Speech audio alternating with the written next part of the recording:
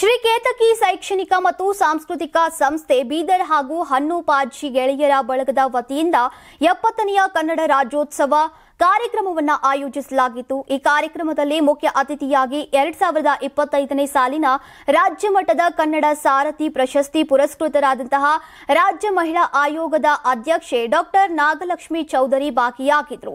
ಶಿಕ್ಷಣ ಪ್ರೇಮಿ ಯುವಕರ ಸ್ಫೂರ್ತಿ ಜಿಬಿ ವಿನಯ್ ಕುಮಾರ್ ಈ ಕಾರ್ಯಕ್ರಮದಲ್ಲಿ ಭಾಗಿಯಾಗಿದ್ದರು। 1000 ಮೀಟರ್ ಕನ್ನಡ ಬಾವುಟ ಯಾತ್ರೆಗೆ ಚಾಲನೆಯನ್ನ ನೀಡಿದ್ದಾರೆ।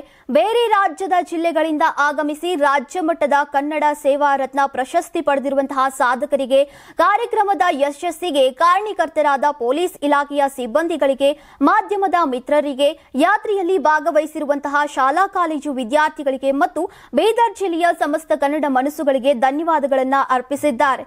ನಿಮ್ಮೆಲ್ಲರ ಸಹಕಾರದಿಂದ 4ನೇ ವರ್ಷದ ಕನ್ನಡ ರಾಜ್ಯೋತ್ಸವ ಸಮಾರಂಭ ಅರ್ಥಪೂರ್ಣವಾಗಿ ಹಾಗೂ ಅದ್ದೂರಿಯಾಗಿ ಆಚರಿಸೋಕೆ ಸಾಧ್ಯವಾಗಿದೆ। ಇದರ ಯಶಸ್ಸು ಬೀದರ್ ಜಿಲ್ಲೆಯ ಸರ್ವ ಕನ್ನಡಿಗರಿಗೆ ಸಮರ್ಪಿಸುತ್ತೇವೆ।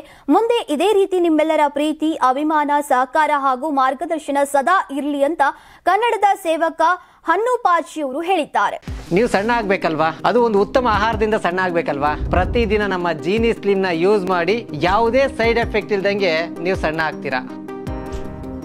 ನಿಮಗೆ ಮಾಧ್ಯಮದಲ್ಲಿ ಕೆಲಸ ಮಾಡುವ ಆಸಕ್ತಿ ಇದೆಯಾ? ಹಾಗಾದ್ರೆ ಕರ್ನಾಟಕ ಟಿವಿ ಡಿಜಿಟಲ್ ಮೀಡಿಯಾದಲ್ಲಿದೆ ನಿಮಗೆ ಒಳ್ಳೆಯ ಅವಕಾಶ। ಆಯ್ಕೆಯಾದವರಿಗೆ ಉಚಿತ ತರಬೇತಿ ಕೊಡ್ತೀವಿ। ತರಬೇತಿ ನಂತರ ಕೆಲಸ ಮಾಡುವ ಅವಕಾಶನೂ ಕೊಡ್ತೀವಿ। ಈ ಕೂಡಲೇ ನಿಮ್ಮ ಮಾಹಿತಿಯನ್ನ ಮೇಲ್ ಮಾಡಿ।